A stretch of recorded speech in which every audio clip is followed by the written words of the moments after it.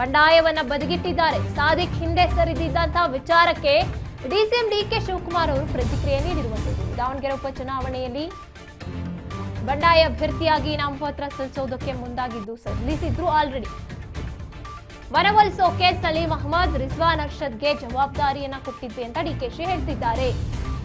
ನಿನ್ನೆನೆ phone ನಲ್ಲಿ ನಾವು ಮಾತನಾಡಿದ್ವಿ. ಇದೀಗ ಸಾದಿಕ್ ಪೈಲ್ವಾನ್ ಕಾಂಗ್ರೆಸ್ ಅಭ್ಯರ್ಥಿಗೆ ಬೆಂಬಲಿಸ್ತೀನಿ ಅಂತ ಒಪ್ಕೊಂಡಿದ್ದಾರೆ.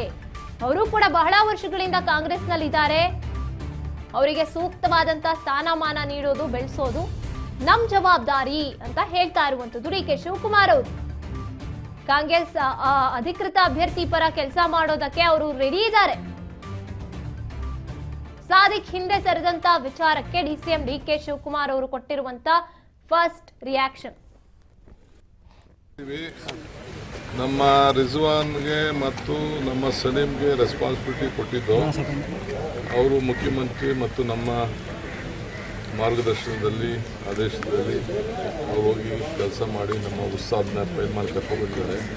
ಅವರೆಲ್ಲ ಕುಟುಂಬದವರೆಲ್ಲ ಮೊದಲಿಂದನೂ ನನಗೆ ಆಪ್ತ. ಅವ್ರ ಮಗ ನಮ್ಮ ಯೂನಿವರ್ಸಿಟಿ ಪ್ರೆಸಿಡೆಂಟ್ ಆಗಿದ್ದರು, ಅವ್ರ ತಮ್ಮ ಬ್ಲಾಕ್ ಪ್ರೆಸಿಡೆಂಟ್ ಆಗಿದ್ದರು, ಅವರು ಬ್ಲಾಕು. ನಾವೆಲ್ಲ ಮಾತಾಡಿದ್ದೀವಿ, ಚೀಫ್ ಮಿನಿಸ್ಟರ್ ನಾವೆಲ್ಲ ಮಾತಾಡಿದ್ದೀವಿ. ನಿನ್ನೆ ರಾತ್ರಿ ಮಾತಾಡಿದ್ದೀವಿ. ಇವತ್ತು ನುಡಿದಂತೆ ನಡೆದಿದ್ದಾರೆ, ಮಾತು ಕೊಟ್ಟಿದ್ದಾರೆ. ನಮಗೂ ಕೂಡ ಅವ್ರ ಮೇಲೆ ಭರವಸೆ ಇದೆ. ಅವ್ರನ್ನೂ ಕೂಡ ನಾವು ಗಮನಿಸುವಂಥದ್ದು, ಅವ್ರನ್ನ ಬೆಳೆಸುವಂಥದ್ದು ನಮ್ಮ ಜವಾಬ್ದಾರಿ ಕೂಡ ಇದೆ. ಆ ಕೆಲಸ ಮಾಡ್ತೀವಿ.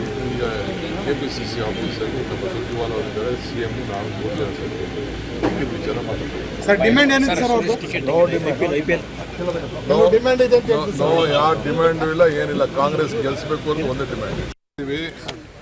ನಮ್ಮ ರಿಜ್ವಾನ್ಗೆ ಮತ್ತು ನಮ್ಮ ಸಲೀಂಗೆ ರೆಸ್ಪಾನ್ಸಿಬಿಲಿಟಿ ಕೊಟ್ಟಿದ್ದು ಅವರು ಮುಖ್ಯಮಂತ್ರಿ ಮತ್ತು ನಮ್ಮ ಮಾರ್ಗದರ್ಶನದಲ್ಲಿ ಆದೇಶದಲ್ಲಿ ಅವ್ರು ಹೋಗಿ ಕೆಲಸ ಮಾಡಿ ನಮ್ಮ ಉತ್ಸಾಹನ ಪೈಲ್ಮಾನ್ ಕರ್ಕೊಂಡ್ಬಂದಿದ್ದಾರೆ. ಅವರೆಲ್ಲ ಕುಟುಂಬದವರೆಲ್ಲ ಮೊದಲಿಂದನೂ ನನಗೆ ಆಪ್ತ. ಅವ್ರ ಮಗ ನಮ್ಮ ಯೂನಿವರ್ಸಿಟಿ ಪ್ರೆಸಿಡೆಂಟ್ ಆಗಿದ್ದರು, ಅವ್ರ ತಮ್ಮ ಬ್ಲಾಕ್ ಪ್ರೆಸಿಡೆಂಟ್ ಆಗಿದ್ದರು, ಅವರು ಬ್ಲಾಕು. ನಾವೆಲ್ಲ ಮಾತಾಡಿದ್ದೀವಿ, ಚೀಫ್ ಮಿನಿಸ್ಟರ್ ನಾವೆಲ್ಲ ಮಾತಾಡಿದ್ದೀವಿ. ನಿನ್ನೆ ರಾತ್ರಿ ಮಾತಾಡಿದ್ದೀವಿ. ಇವತ್ತು ನುಡಿದಂತೆ ನಡೆದಿದ್ದಾರೆ, ಮಾತು ಕೊಟ್ಟಿದ್ದಾರೆ. ನಮಗೂ ಕೂಡ ಅವ್ರ ಮೇಲೆ ಭರವಸೆ ಇದೆ. ಅವ್ರನ್ನೂ ಕೂಡ ನಾವು ಗಮನಿಸುವಂಥದ್ದು, ಅವ್ರನ್ನ ಬೆಳೆಸುವಂಥದ್ದು ನಮ್ಮ ಜವಾಬ್ದಾರಿ ಕೂಡ ಇದೆ.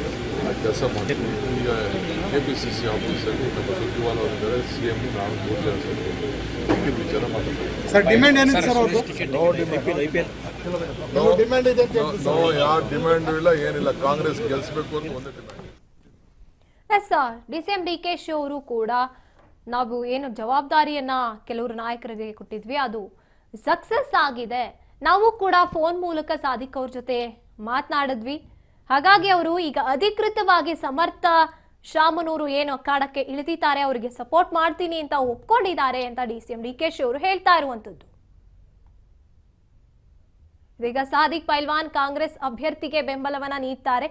ಈಗ ಏನಾದ್ರೂ ನಿಜವಾಗ್ಲೂ ಕೂಡ ಅಲ್ಪಸಂಖ್ಯಾತ ಮತಗಳು ಏನಾದ್ರೂ ಇವಾಗ ಸಮರ್ಥ ಶಾಮನೂರು ಪರವಾಗಿ ಇರುತ್ತಾ? ನಿಜವಾಗ್ಲೂ ಕೂಡ ಇದು ಮೇಲ್ನೋಟಕ್ಕಾಗಿರುವಂಥ ಒಂದು ಮನವೊಲಿಕೆನ ಅನ್ನುವಂಥದ್ದು ಈಗ ಗೆಲುವು ಸೋಲುಗಳ ನಂತರದಲ್ಲಿ ನಿರ್ಧಾರ ಆಗುವಂಥದ್ದು. ಒಟ್ಟಾರೆಯಾಗಿ ಕಾಂಗ್ರೆಸ್ ಕೊನೆಗೂ ಕೂಡ ಹರಸಾಹಸವನ್ನು ಪಟ್ಟು ಯಾವುದೇ ಕಾರಣಕ್ಕೂ ನಾನು ಹಿಂದೆ ಸರಿಯೋದಿಲ್ಲ, ಕಾಂಗ್ರೆಸ್ಗೆ ಪಾಠ ಕಲಿಸ್ತೀನಿ ಅಂತ ಗಟ್ಟಿಯಾಗಿ ನಿರ್ಧಾರ ತಗೊಂಡಿದ್ದಂತಹ ಸಾದಿಕ್ ಅವರ ಮನವೊಲಿಸುವಲ್ಲಿ ಯಶಸ್ವಿ ಆಗಿದೆ ಅಂತ ಹೇಳ್ಬೋದು. CM ಸಿದ್ದರಾಮಯ್ಯನವರು ಕೊನೆಯದಾಗಿ ಅವರನ್ನ ಮನವೊಲಿಸುವಲ್ಲಿ ಮಾತುಕತೆಯನ್ನು ನಡೆಸ್ತಾರೆ. ಇನ್ನು ಡಿಸಿಎಂ ಡಿಕೆಶಿ ಅವರು ಹೇಳಿರುವಂಥದ್ದು, ಅವರು ಕೂಡ ಕಾಂಗ್ರೆಸ್ನಲ್ಲಿ ಕೆಲಸ ಮಾಡ್ಕೊಂಡು ಬಂದಿರುವಂಥವ್ರು. ಅವರಿಗೆ ಮುಂದಿನ ದಿನಗಳಲ್ಲಿ ಒಳ್ಳೆ ಸ್ಥಾನಮಾನಗಳನ್ನ ಕೊಡೋಣ ಅಂತ ಹೇಳಿರುವಂಥದ್ದು. ಇಲ್ಲಿ ನೋಡ್ತಾ ಹೋದ್ರೆ ಯಾವುದೋ ಒಂದು ಮುಂದಿನ ದಿನಗಳಲ್ಲಿ ಆಗೋ ಬದಲಾವಣೆಗಳ ನಂಬಿಕೆ ಮೇಲೆ ಸಾದಿಕ್ ಹಿಂದೆ ಸರಿದ್ರಾ ಅಂತ ಅನ್ಸುತ್ತೆ.